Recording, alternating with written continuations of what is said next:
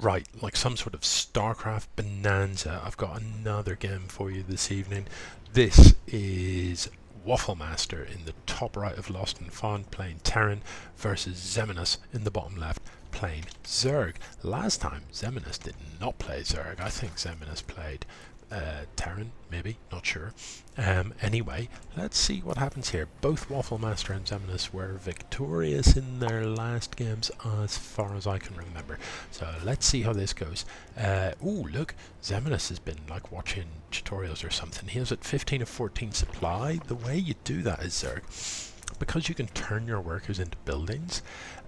If you create a building, that worker no longer exists, so your supply drops by 1. So what you can do is plant a gas extractor because they're cheap. The buildings for Zerg are slightly cheaper because they take into account the fact that it costs you a worker. So the extractor is only 25, whereas a similar structure for Terran or Protoss is 75. So what you can do is get one of your workers to build an extractor. That means your supply drops by 1. You can start building a worker, then you can cancel the extractor. Is it worth it? Is it? It depends on the build. If you're doing some sort of horrific all-in cheese, then sometimes yes, you can cut that corner. But in general, given that it costs you money, because you don't get all of your money back on the cancel, you only get some of it, so it costs you about 7 minerals. You know, do you save those 7 minerals? Oh, look, Xeminus is all over this. He's on this like a boss. He must have caught a whiff of this SCV coming in and trying to hide, and now he is going to kill it. He's got the surround straight away and does that in. So good work, Xeminus. Good work for shutting that down. What did WaffleMaster see? He saw the spawning pool, and he also saw that there is an evolution chamber. What he makes of that, who knows? If I see that in the very early game, I think to myself, this is going to be a +1 carapace ling rush. That's what I would be expecting, a lot of lings with +1 carapace. If you're a Zerg playing against Terran, +1 carapace is probably the upgrade that you want to go to. Zerg have, unlike Protoss and unlike Terran, Zerg have separate upgrades for ranged and melee units. So the sort of armor upgrade, if you like, is a much more versatile thing. Look, there's a bunker at the top here, but the Marines are not in it. However, 3 Marines will beat 4 Zerglings, but nevertheless, you might want to put them in. Yeah, better. Now, will he get the cancel here? You know, I'm surprised he didn't send these Marines down. This is now too many Zerglings to deal with. Oh no, but there's a couple of extra Marines, so actually, yeah, I mean, all you've got to do is go down and mess about. Your ranged units, you can always run back to the bunker. He could have saved that. And not only that, I don't think he cancelled it. Bear in mind, if a building is under attack, you can cancel it and get most of your money back. You get 300 minerals back. If it gets destroyed, you don't get your money back. So, a bit of a mistake there from WaffleMaster. I think he could have saved that. I think he could have just sent the Marines down. The Lynx didn't have the speed upgrade. It isn't done yet. Not even being researched, actually. So, he definitely could have come down, shot some lings, and if it looked like there was any threat of getting surrounded, just backed up into this bunker, and he would by now have an expand. The Zerg does have an expand, as of course you would expect. There's a kind of I don't know if it's an ethos or a rule or a saying or how you would describe it, but in the game of StarCraft, the general consensus is that a Zerg player should always have 1 more base than their opponent, unless of course their opponent is also Zerg. So if you're playing a Zerg against Terran, against Protoss, you should always have the number of bases they've got +1, at least. It's worth pointing out, I suppose, that to build a hatchery as Zerg, it's cheaper. It's 300 to build a hatchery. And part of the rationale for that, well, it costs you a worker, so 350 is the actual cost. But in addition to that, you need hatcheries because they are your production. Oh, look, the cancel there. It's sorry, not cancel, but this is going to get delayed because the worker's been taken out. These lings not quite in range, so the Marines are going to have to come out, take a few pops at them, and run, run, run, run! Don't stand and fight. You're getting chopped in the face by unpleasant aliens. Oh! Goodness me. Come on, WaffleMaster, sort this out. These lings, I tell you what, Xeminus has got such good value from a fairly small number of lings. You know, he's killed an expand at a cost of 400. He's greatly delayed this one. Look, it still hasn't finished. It was so close, and this SCV is not going to have to come down and just finish it off. Look how close that was to being finished. Literally a couple of seconds worth of work. So WaffleMaster, where is your orbital command, please?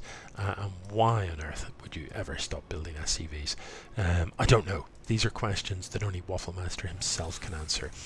So, combat shield being researched, and a reactor coming down here with triple racks. You know, if it wasn't for the 2 bunkers and the expand, 3 racks before factory normally means a big marine push. But I don't think that is what we're going to see, and that would be consistent with combat shield first as well. But I just, you know, you don't build bunkers and expand if you're going to do a big cheesy marine push. So we'll see what's going to come. These lings, another big batch of lings with speed this time, heading across the map, and there are a lot of them. The army supply is in favour of Xeminus. So we'll see what these lings can get done. To be honest, that isn't enough lings to break bunkers. You know, I don't know what number of lings you need to break bunkers, but it's quite a few. Certainly if you get some SCVs repairing, these bunkers will survive for a long time. If you don't, then 1 bunker on its own will fall to this, but 2 bunkers, it seems awfully unlikely. So I think these lings will probably end up going down. No repair though. So the ling number has been decimated to certainly a manageable amount, so I'd like to see WaffleMaster come down and save these SCVs. Lift up. Do bear in mind your buildings can fly. Lift this in the air. Lings can't shoot up. You can save an awful lot of damage to this. You know, these lings aren't going to come up the ramp. They're already damaged. Don't let... No, WaffleMaster, don't lose this. Oh, that cuts me deep. Oh, that cuts me deep. I'm just going to have to take a minute here.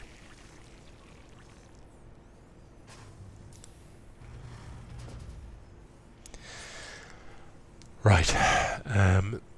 So, Xeminus is surely in pretty good shape here. You know, all he's built is lings. Lings are cheap.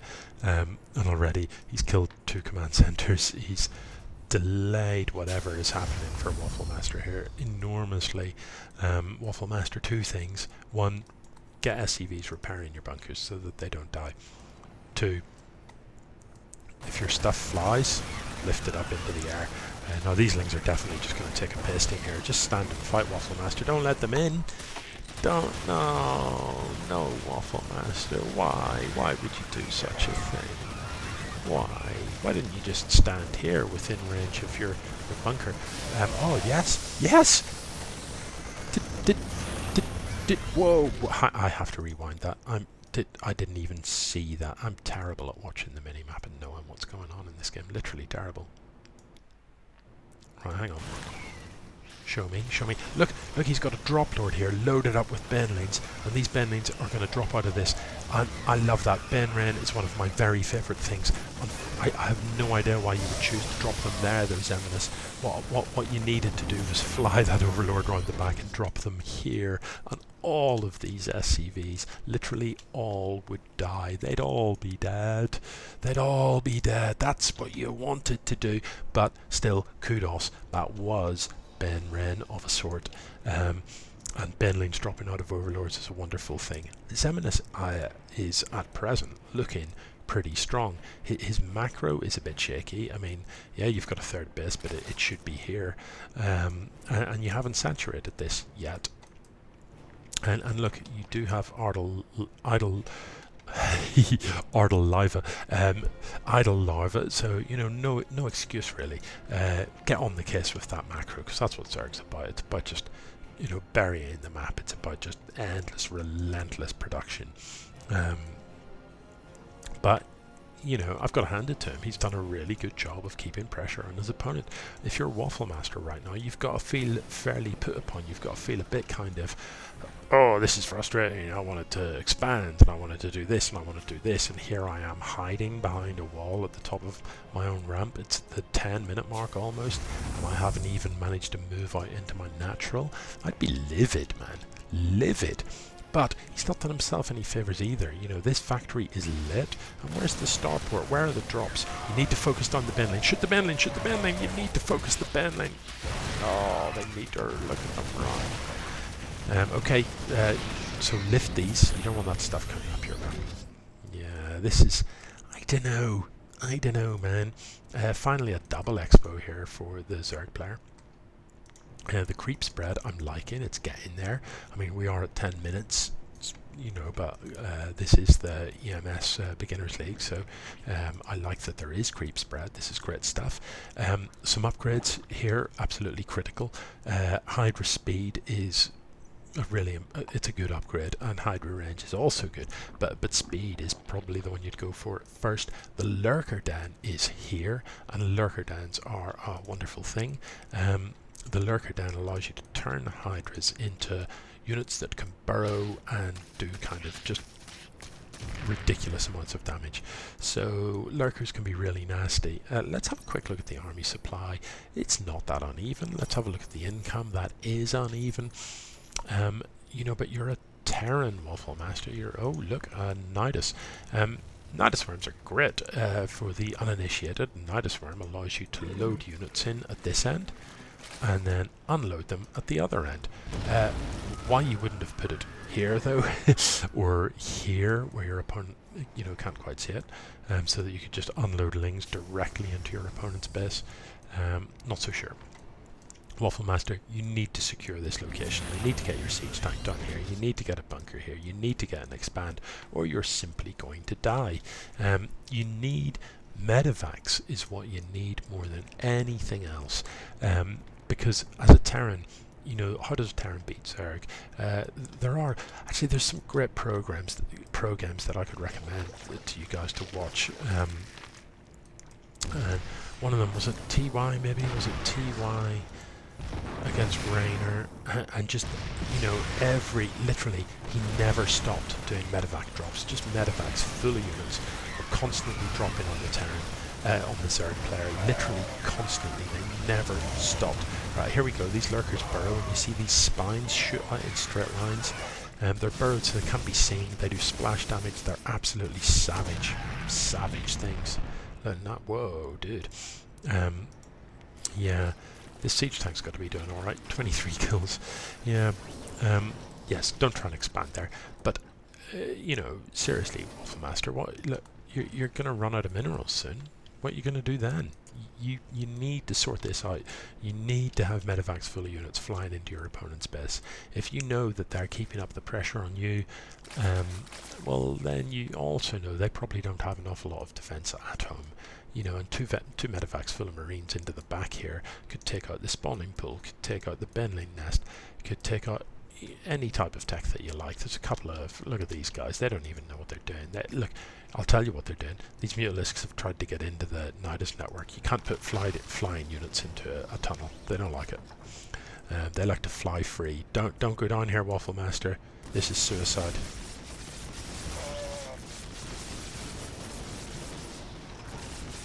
Yeah, not so good. Oh, not so good. This. You need a scan or something. No, I might have to stop watching. This is becoming a bit painful, isn't it? No upgrades. 0-0. Combat shield done. Stim not done. I don't know, man. This is all over. But for the singing. Hopefully there will be some singing. I would like to see that. Oh, transfuse is now going down. I tell you what, Xeminus, you are doing a remarkably good job of looking like someone that knows how to play Zerg. For someone that didn't play Zerg last time, kudos. So this factory, what does WaffleMaster need to beat these kind of things? Lings in the early game are beaten handily by Hellions. This is the Hellion. It does splash damage in a straight line, and it incinerates Lings so hard. So hard. Hellions are great. They're very fast, so you can just pull them back, and the speedlings run after them in a straight line and just get toasted. Cyclones against Lings, not that good actually, but Hellions, superb. So Hellions are what you want. Hellions are wonderful things. Wonderful things. Get involved with them. It's what you need.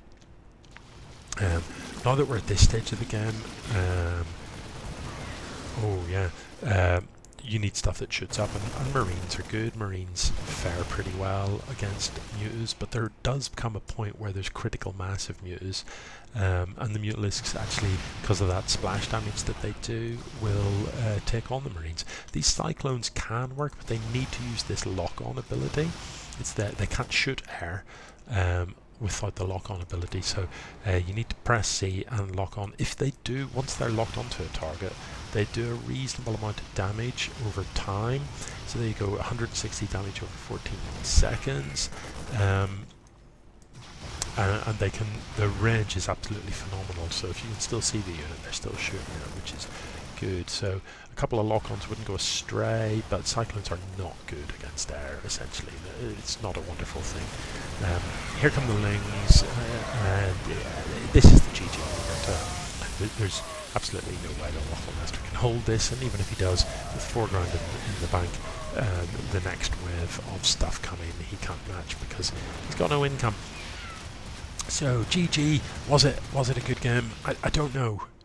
If I was WaffleMaster, I'd be feeling pretty frustrated by that game, to be honest. Pretty frustrated. But Xeminus looking in devastating form there. GG.